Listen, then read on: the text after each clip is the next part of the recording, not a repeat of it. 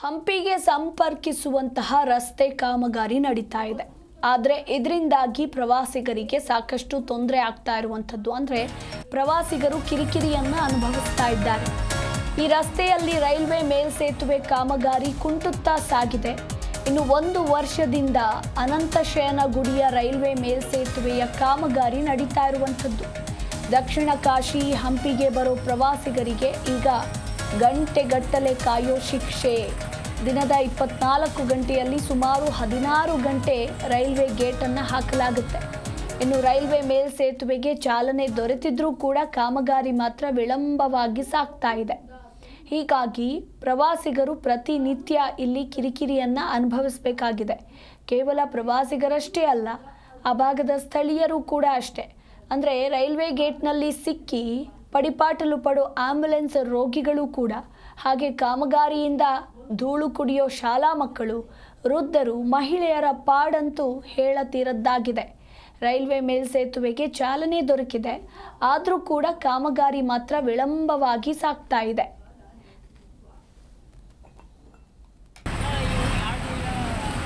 ಯಾವುದೇ ನಾವು ಬ್ರಿಡ್ಜು ಅದು ಹಿಸ್ಟಾರಿಕಲ್ ಆ್ಯಕ್ಚುಲಿ ಅಷ್ಟು ಈಜಿ ಇಲ್ಲ ಅಲ್ಲಿ. ಮತ್ತು ಸ್ಟಾರ್ಟ್ ಮಾಡಿದಾಗಲೂ ನನಗೆ ಗೊತ್ತಿತ್ತು ಅಷ್ಟು ನಾವು ಎಣ್ಕೊಂಡಂಗೆ ಆಗಲ್ಲ. ಯಾಕಂದರೆ ಅಲ್ಲಿ ಡ್ರೈನೇಜ್ ಬಂದುಬಿಟ್ಟಿದೆ, ಡ್ರೈನೇಜ್ ಲೈನ್ ಬಂದಿದೆ, ಅದನ್ನು ಶಿಫ್ಟ್ ಮಾಡಬೇಕು. ಅಲ್ಲಿ ಮನೆ ಒಂದು ಸುಮಾರು 6 ಇಂದ 8 ಅಡಿ ಮನೆ ಹೊಡಿಬೇಕು. ಗೊತ್ತಾಯ್ತಾ? ನಾವು ಅದನ್ನೀಗ ಮುನ್ಸಿಪಾಲಿಟಿ ಚರ್ಚೆ ಮಾಡಿದ್ವಿ. ಅಲ್ಲಿ ಏನಾಗುತ್ತೆ, ಕೆಲವು ಗೌರ್ಮೆಂಟ್ ಜಾಗದಲ್ಲಿ ಮನೆ ಕಟ್ಕೊಂಡಿದ್ದಾರೆ. ಪ್ರೈವೇಟ್ ಜಾಗ ಇದ್ದರೆ ನಾವು ಲ್ಯಾಂಡ್ ಅಕ್ವಿಸಿಷನ್ ಮಾಡಿ ನಿಯಮಾನುಸಾರ ವ್ಯವಸ್ಥೆ ಮಾಡಲಿಕ್ಕೆ ಅವಕಾಶ ಇದೆ. ಗೌರ್ಮೆಂಟ್ ಜಾಗ ಇರೋದ್ರಿಂದ ನಾವು ಅವ್ರಿಗೇನು ಕಾಂಪನ್ಸೇಷನ್ ಕೊಡೋಕ್ಕೆ ಬರಲ್ಲ. ಅವ್ರದ್ದೇ ಜಾಗ ಇದ್ದರೆ ನಮಗೆ ಅಮೌಂಟ್ ಇದೆ, ಲ್ಯಾಂಡ್ ಅಕ್ವಿಸಿಷನ್ ಮಾಡ್ತೀವಿ. ಎಷ್ಟು 3 ಅಡಿ 4 ಅಡಿ ಕೆಲವರು ಹೋಗ್ತಾ ಇದೆ. ಅಲ್ಲಿ ಡ್ರೈನೇಜ್ ಇದೆ. ಈಗ ಅವ್ರು 1 ಪಿಲ್ಲರ್ ಹಾಕಿದ್ದಾರೆ, ಇನ್ನೊಂದು ಪಿಲ್ಲರ್ ಹಾಕ್ಬೇಕು ಟುವರ್ಡ್ಸ್ ಅನಂತಶಯನ ಗುಡಿ ಹಂಪಿ ಕಡೆಗೆ. ಒಂದು ಹಾಕಿದ್ದಾರೆ ಆಲ್ರೆಡಿ ಪಿಲ್ಲರ್, ಒಂದು ಇದು ಮಾಡಿದ್ದಾರೆ, ಗುಂಡಿ ತೆಗೆದಾರೆ. ಅಲ್ಲಿ ಗುಂಡಿ ತೆಗೆದಾಗ ಅಲ್ಲೇನು ಇದು ಬಂದಿಲ್ಲ, ಡ್ರೈನೇಜ್ ಲೈನ್ ಒಂದು ಕಾರ್ನರಿಗೆ ಬಂದಿದೆ. ನೆಕ್ಸ್ಟ್ ಪಿಲ್ಲರ್ಗೆ ಅಲ್ಲಿ ಡ್ರೈನೇಜ್ ಲೈನ್ ಬಂದಿದೆ. ಅದನ್ನು ನಾವು ಈ ಕಡೆ ಪೂರ ಈ ಕಡೆ ಶಿಫ್ಟ್ ಮಾಡಬೇಕು, ಈ ಕಡೆ ಲೇಔಟ್ ಕಡೆಗೆ ಶಿಫ್ಟ್ ಮಾಡಿ ಮನೆ ಮುಂದೆ ತನಕ ಹೋಗುತ್ತೆ. ಅದನ್ನು ಮೊನ್ನೆ ನಾವು AC ಅವ್ರಿಗೆ ಹೇಳಿದ್ದೀವಿ, ನಿಯಮಾನುಸಾರ ಅದನ್ನು. ಇನ್ನು ಇದೇ ವಿಚಾರಕ್ಕೆ ಸಂಬಂಧಪಟ್ಟಂತೆ ನಮ್ಮ ಪ್ರತಿನಿಧಿ ಒಂದು ವಾಕ್ ಥ್ರೂ ನಡೆಸಿದ್ದಾರೆ, ನೋಡೋಣ. ವಿಖ್ಯಾತ ಹಂಪಿಯನ್ನ ಸಂಪರ್ಕಿಸ್ತಕ್ಕಂತ ರಸ್ತೆಯ ಬಳಿ ಇದೀವಿ. ನೋಡ್ಬೋದು, ಈ ಒಂದು ರಸ್ತೆ ಏನಿದೆ ಇಲ್ಲಿ, ಈ ರೈಲ್ವೆ ಮೇಲ್ಸೇತುವೆ ಕಾಮಗಾರಿ ಕಳೆದ 1 ವರ್ಷಗಳಿಂದನೂ ಕೂಡ ನಿಧಾನಗತಿಯಿಂದ ನಡೀತಾ ಇದೆ. ಇಲ್ಲಿ ನೋಡ್ಬೋದು, ಲೈವ್ ಆಗಿ ತೋರಿಸ್ತಾ ಇದೀವಿ ದೃಶ್ಯಾವಳಿಗಳಲ್ಲಿ.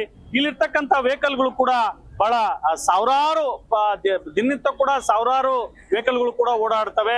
ಕಳೆದ 1 ವರ್ಷಗಳಿಂದನೂ ಕೂಡ ಮೇಲ್ಸೇತುವೆ ಕಾಮಗಾರಿ ಬಹಳ ಮಂದಗತಿಯಲ್ಲಿ ಸಾಗ್ತಾ ಇದೆ. ಏನು ಐತಿಹಾಸಿಕ ಹಂಪಿಯನ್ನ ಸಂಪರ್ಕಿಸ್ತಕ್ಕಂತ ರಸ್ತೆ ಕೂಡ ಇದಾಗಿದೆ ಅಂತಾನೆ ಹೇಳ್ಬೋದು. ಪ್ರತಿನಿತ್ಯ ಕೂಡ ಇಲ್ಲಿ ಬರ್ತಕ್ಕಂತ ಪ್ರಯಾಣಿಕರು ಪ್ರಯಾಸ ಪಟ್ಟುಕೊಂಡು ಈ ಮೇಲ್ಸೇತುವೆ ಏನು ಅಂಡರ್ ಪಾಸ್ ಅಂದ್ರೆ ಈ ರೈಲ್ವೆ ಸೇತುವೆಯನ್ನ ದಾಟಿ ಬರಬೇಕಾಗುತ್ತೆ. ಹಾಗಾಗಿ ಇಲ್ಲಿ KSRTC ಬಸ್ಗಳು ಕೂಡ, ದೊಡ್ಡ ಪ್ರಮಾಣದ ಬಸ್ಗಳು ಕೂಡ ಇಲ್ಲಿ ಹೋಗೋ ಹಾಗಿಲ್ಲ. ಅವು ಹೊಸಪೇಟೆಯಿಂದ ಪಾಪನಾಯಕನಹಳ್ಳಿ, ಕಮಲಾಪುರ ಭಾಗವಾಗಿ ಗಂಗಾವತಿಯನ್ನ, ರಾಯಚೂರನ್ನ ತಲುಪತಕ್ಕಂಥದ್ದು ಕೂಡ KSRTC ಮಾಡ್ಕೊಂಡಿರ್ತಕ್ಕಂಥದ್ದು. ಆದ್ರೆ ಪ್ರತಿನಿತ್ಯಲೂ ಕೂಡ ಇಲ್ಲಿ ಬರ್ತಕ್ಕಂಥ ವಾಹನಗಳಾಗಿರ್ಬೋದು, ಆಂಬ್ಯುಲೆನ್ಸ್ಗಳಾಗಿರ್ಬೋದು, ತುರ್ತು ಚಿಕಿತ್ಸೆಯನ್ನ ಪಡ್ಕೊಳ್ತಕ್ಕಂಥವ್ರು ಯಾರಾದ್ರೂ ಆಂಬ್ಯುಲೆನ್ಸ್ ಅಲ್ಲಿದ್ರೆ ಪ್ರಾಣ ಬಿಡಬೇಕಾದಂತ ಸಂದರ್ಭ ಕೂಡ ಬಂದೊದಗಿರತಕ್ಕಂಥದ್ದು. ಹಾಗಾಗಿ ಈ ಕಾಮಗಾರಿಯನ್ನ ಮಾಡತಕ್ಕಂತ ಗುತ್ತಿಗೆದಾರರಾಗಿರ್ಬೋದು, ಸಂಬಂಧಪಟ್ಟಂತ ಅಧಿಕಾರಿಗಳಾಗಿರ್ಬೋದು, ಕೂಡಲೇ ಈ ಕಾಮಗಾರಿಯನ್ನ ಮುಗಿಸ್ಬೇಕು ಅನ್ನುವಂಥದ್ದು ಕೂಡ ಸಾರ್ವಜನಿಕರು ಒತ್ತಾಯ ಮಾಡ್ತಾ ಇದ್ದಾರೆ.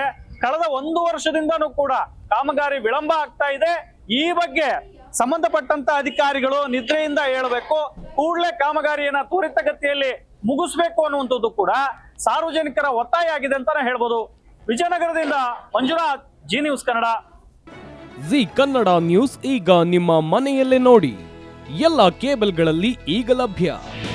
ನಿಮ್ಮ ನೆಚ್ಚಿನ ಜಿ ಕನ್ನಡ ನ್ಯೂಸ್ ಈಗ ಸನ್ ಡೈರೆಕ್ಟ್ ನಲ್ಲಿ number 292, Tata play number 1664, Jio TV number 1334, NXT digital number 30, in cable number 30, city networks 51, U digital number 162, GTPL number 17, Rockline telecommunications number 42, Shri Basaveshwara cable number 168, rural cable network 60, Vinayaka digital 57, Abhishek cable 821, city channel 53, Siddeshwara cable network 57, V4 digital Infotech 628, Surya digital networks 53, Gajanan digital number 836, Malnad infotech private limited number 56, Metrocast number 830, Victory digital number 167ರಲ್ಲಿ ನೋಡಿ ಆನಂದಿಸಿ.